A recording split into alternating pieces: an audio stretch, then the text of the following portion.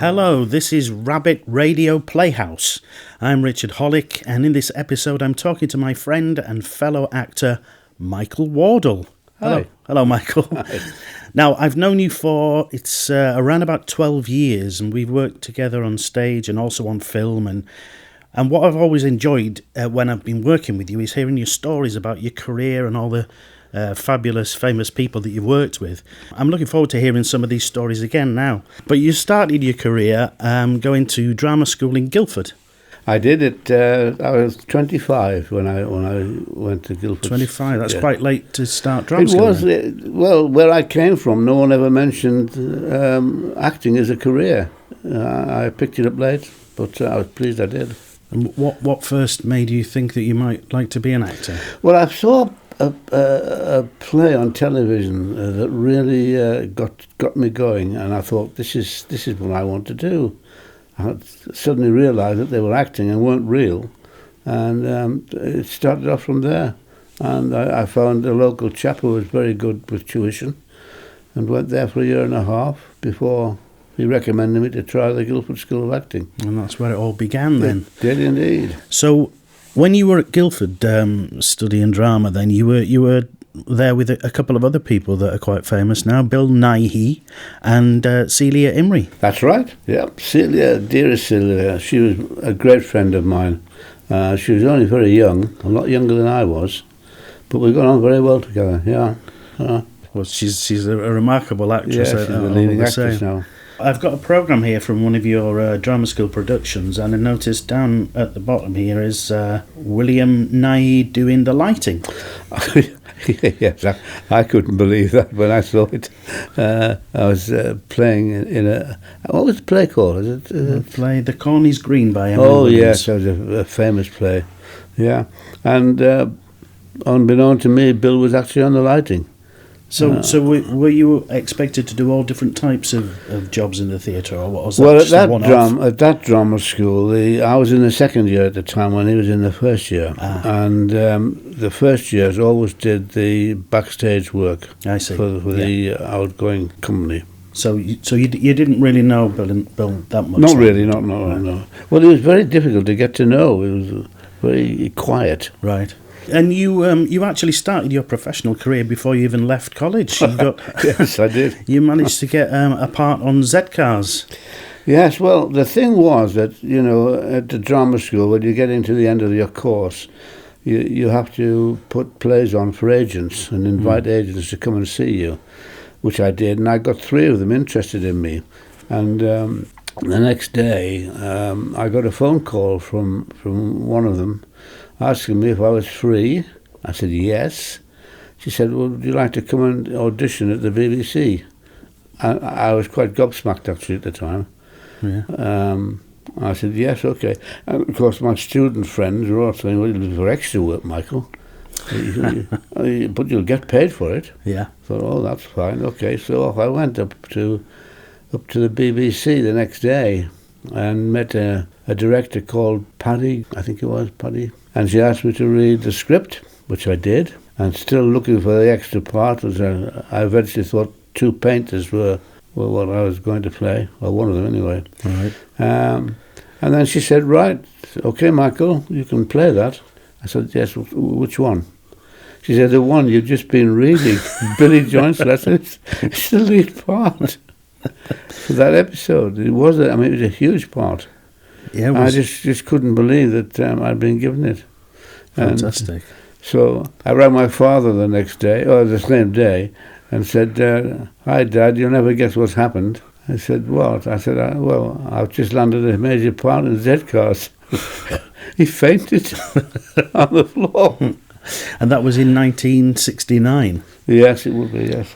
And so the next year, I think in 1970, Alec Guinness saw you in a play in Guildford, was it? Yes, well, I'd been requested to play 4 different parts at the Von Arno Theatre for an Easter programme for children, which I'd accepted and done. And I quite enjoyed character parts. And the director's name was Merila Salomon, who I'd never heard of before. But I later found out that she was Alec Guinness's wife. Ah, right. And Alec had sent me a letter, which was at backstage, well, in where we go out the stage door. Yeah. And this, well, I think you have a copy of it there. I think I have the original. This is what I read. So when it's dated the 6th of August 1970, and it says, "Dear Michael Wardle, I didn't have an opportunity on Tuesday to tell you how very much I enjoyed your various performances in East of the Sun. It seems to me you are an outstanding young actor with an exceedingly promising future. If you ever feel I can help you in any way, though God knows how, don't hesitate to drop me a line. In any case, I would be glad to have your address in case I hear of anything that might interest you. All good wishes, yours sincerely, Alec Guinness." Yeah. It was quite a shock for me, that was. And he did find something that was of interest to you soon after, was it? Yes, well, I was working at a hotel in Godalming at the time, and I was working behind the bar. And the phone rang, and it was Alec Guinness on the phone. And he said, "Michael," he said, "it's Alec, are you free over the next few months?" I said, "Yes." He said, "Well, look," and he went in to tell me about this part, that they weren't very happy about the person who was playing it. It had been cast, which was going into the Haymarket Theatre in the West End, which was, I mean, the theatre for actors. Of course, yeah. And I couldn't believe what I was listening to. I said, "Yeah." He said, "Look, can you get up there tomorrow and meet this director?" And I went and met the director, and I was asked to play one or two scenes opposite Ian Holm. Oh, right, yeah. And Zoe Caldwell. And it was a play about Nelson and Lady Hamilton called A Bequest to the Nation. So he managed to get you to, obviously, to go and audition then there? He did, yes. And they offered me the part straight away. I mean, I just could not believe what I was listening to. And you'd been to stay with Alec, hadn't you, at his house for the weekend? I hadn't at that stage, but right. when he found out I'd got the part, he invited me down to stay over the weekend with his family. And what which was that really like? Nice. Well, it was absolutely, it was really entertaining. I remember he showed me his wardrobe full of costumes on films and plays that he'd been in over the years. And also, the one thing that really intrigued me was a mirror, a three-sided mirror that you looked into and saw yourself as the audience saw you, not as you thought the audience saw you. Right. And that was absolutely fascinating. So yes, it was quite a good weekend, that. But the thing was that I had to wait to see whether I could be accepted, because I hadn't got enough weeks or professional weeks to work in the West End. You needed about 28, I think, at the time, and I didn't have 28. So it was a question of waiting to see whether Equity would accept me to play it. They did in the end. I imagine Alec managed to pull some strings. I don't know about that.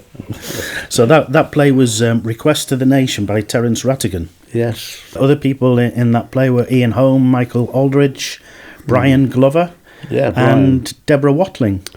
Oh, yes, Deborah. Who you had a relationship with, did you, at the time? Yes, I did. Yes. It was about a year we went together. Yeah. And it was, in fact, Debbie Watling that introduced you also to Warren Mitchell. Oh, yes, that was fantastic, that. We went for a drink. There was a club behind the theatre, an actors' club, apparently. And I saw her talking to someone while I was getting the drinks. And when I went over, she said, "Michael, I'd like you to meet Warren Mitchell." Wow, Warren Mitchell? I actually went over the top, and she told me off afterwards. I said, "It's all right for you, Debbie." I said, "You've been among them all." I said, "I come from the northeast." I said, "My skin and my little..." Did you feel a bit starstruck, really? Well, a lot. I mean, he was one of my favourite actors. So after that, you managed to get some more theatre and TV roles, and you got a part in When the Boat Comes In.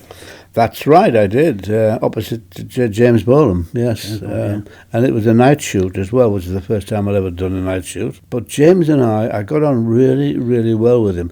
I remember at the time, he was interested in horses, or racehorses. All right. And it was somewhere near the Derby, and he gave me a tip. He said, "I've got a tip for you, Michael." He said, "So-and-so for the Derby." I think it might have been Grundy, I can't remember. Anyway, the thing won. Oh, right. And, of course, years later, he was playing... the Harold Shipman. Shipman, that's yes. it. And I'd landed a part playing in 3 episodes of it. And I remember being pulled up in the taxi, and I saw him in the distance, and he looked so much like Shipman that I'd seen. It was incredible. And before I could actually get out of the taxi, he'd gone round the back of the taxi and opened the door for me, and he said, "Hi, I'm Mike. How are you? All right?" So he remembered you after all that time? 25 years, yeah. Fantastic. And, we got on really well. And then after that, you managed to get a part, Shakespeare on TV, King Lear. Well, it wasn't so much a part. It was it was to play an ostler, to hold this horse. Right. But when I got onto the set, I realised that I was among really, really big names. One who was next to me was called John Hurt, the Elephant Man. Do you remember? Yes, yeah, of course. Yeah. Well, I was rehearsing quite a bit with him.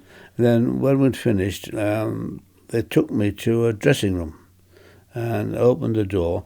And right in front of me was this gentleman who was sat on a stool thing that was lifting up high. And he was clad in white, all white, and he looked really magnificent. And I gathered that this was King Lear. Mm. And then I looked at it again, and I gathered it was Laurence Olivier. Oh, my word. And I thought, oh, my God. Because all actors want to meet him. So had they taken you in to meet him, to be introduced? No, just to wait till I was due on stage. Oh, right. And did he talk to you? Yes, he did. Yeah, don't ask me what he said. I can't remember. It's too long ago. But yes, he spoke to me. Very nice. I was hoping he might have seen me in the West End. But I don't think he did. He didn't say he had, didn't he? He might have done, I don't know. So after that, you worked a lot in theatre. You did rep in Eastbourne, in Harrogate, Windsor. Yes, and also, of course, you were in a lot of the big TV shows of the day as well. You were in Coronation Street 4 times. 4 different characters, yes. 4 different characters over the years. First time 1981, last time 2003. Yes. And working with, obviously, Len Fairclough. Yes. Audrey Roberts. Yes. Bette Lynch and Liz MacDonald. Yes, yes.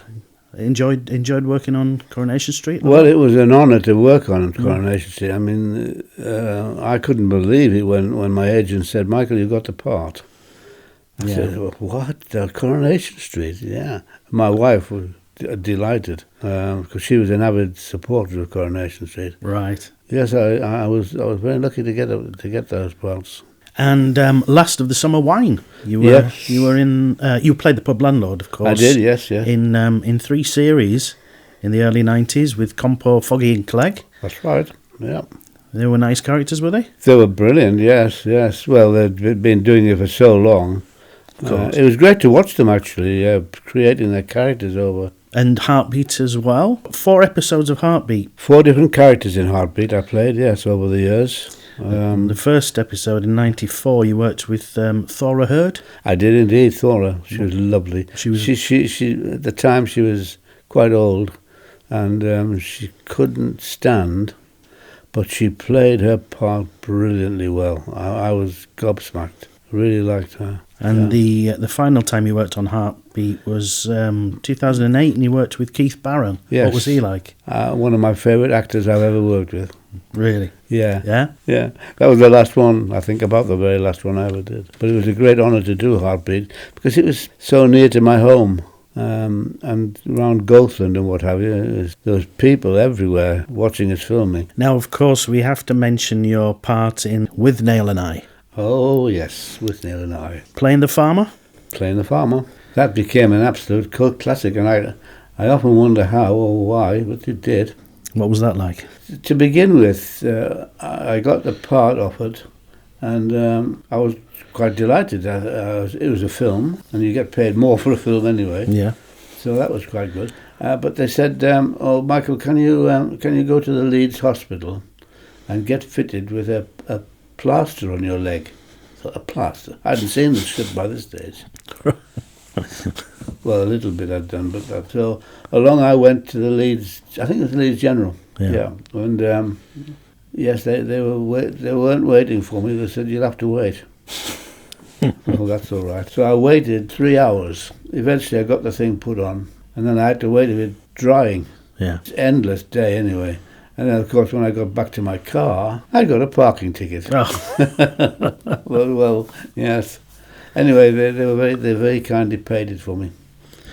And then, of course, eventually I started doing the filming, and I was taken up to the Lake District. It was a hill, and there was this tractor stood at the bottom. Now, this tractor looked as though it belonged to another age. It was old, and I thought, are they expecting me to drive this thing? They were. Right, Michael, we'll leave you to it. We're doing your shots in the afternoon. Anybody give you any instructions on how to work it? Not one instruction was I given. And it took me half an hour to find out how to start the thing. And I was amazed that it did start, to be honest. Anyway, I started playing around with it and got familiar with it. And by lunchtime, I was fairly competent. And the scene that I had to play was I had to run the tractor down towards Withnail and his pal. In between rain machines on either side, each shooting out lots of water. So, right, Michael, off we go. So I set off, and about 2/3 of the way down, the sun came out. Stop, go, halt, right. And suddenly everyone had disappeared and left me there drenched. Just waiting for the sun to go back in. Squelching out my Wellington. Yeah. Because it just that scene it looks so cold. You look so cold in that. Did I really? I wasn't cold. No, I was wet. Of course, yeah. But Bruce, the director, he was so good. He kept giving us tips and what have you, which made sense. He was a very good director. And then the next scene I had to play was the bull scene. Oh, yeah. A group of us, technicians and actors, were waiting at the very bottom of this field, which actually rose to a hill. And there's a dry stone wall coming down the right-hand side of it, and one going across the top. And I looked up at the top, and someone said, "Oh, the bull's coming." Well, all I could see was the back of this bull being led along by someone. All right. It got about 2/3 of the way along and turned round and went straight through the dry stone wall. I mean, I've never seen anything like it. Absolutely walloped it. And then it's thundering towards me. Well, my group all sort of disappeared. They're jumping over the wall and... But you had the pot still on? I had the pot still on. I couldn't move. So were you just trying to limp off out of the way then? I couldn't do anything. I was frozen stiff. Because it was coming. It was huge. Anyway, it got to about 25 yards towards me. And suddenly, fortunately, it veered off to my left. There were some cows.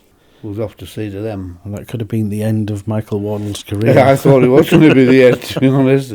It was horrifying. I mean, I can laugh about it now, but at the time it was not funny. I was really worried. Anyway, I got the scene done. Shut that gate. Oh. But of course it turned out to be an absolute classic over the years. I saw it on television the first time and was not that keen about it. But some time later, Richard E. Grant rang me and said that they were playing it in at the London Odeon in Leicester Square, and would I like to come down and see it? So I couldn't refuse, and my wife and I made our way down. The red carpet was laid out. Very nice. But nobody recognised me. You should have put the pot on. Yeah. Anyway, we went in, and there was a row had been allotted for all the people who were involved with the film, and I was sat next to Richard Griffiths.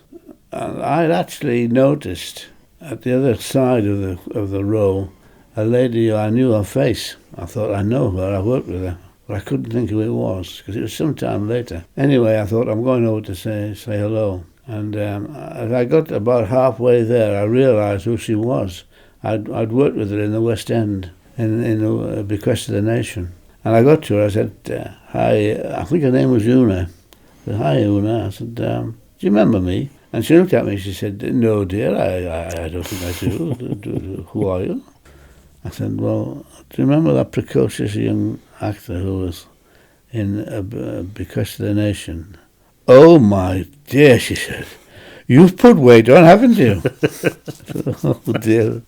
And that was the play that Alec Guinness... Yes, that's the play, yes. Right, Yeah. I see, yeah. And you also went to see the Withnail stage play in Birmingham, didn't you? Oh, yes. I had to go and see that with my agent, and I was really quite keen to see what difference they made, because I thought, well, they can't do a bull scene outside, nor a tractor scene outside, or can they? Well, we'll see.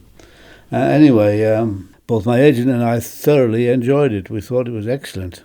And we'd arranged to meet the cast after the show, which was quite, for me, they wanted to see me. Yeah. I thought, what? The original farmer, The original farmer, yeah. So sure enough, we got outside, and they were there waiting for us at the stage door around the side of the theatre. But they were all so good, every one of them. Especially the guy who played Danny. I liked him enormously. So, Michael, I'm just going to read a list of some of your credits, just so that people truly understand just how much work you've actually done in your career.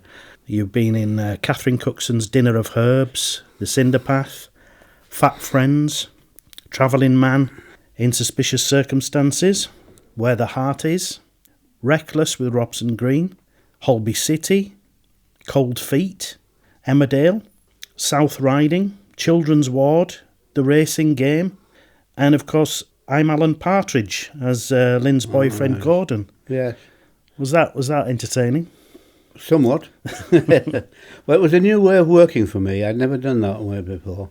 He gave you a scene to improvise, and no lines. You have to make your own lines up. Right. And he had a cameraman and a sound recordist taking it all in. So we would set off and do that, make up lines as we went along.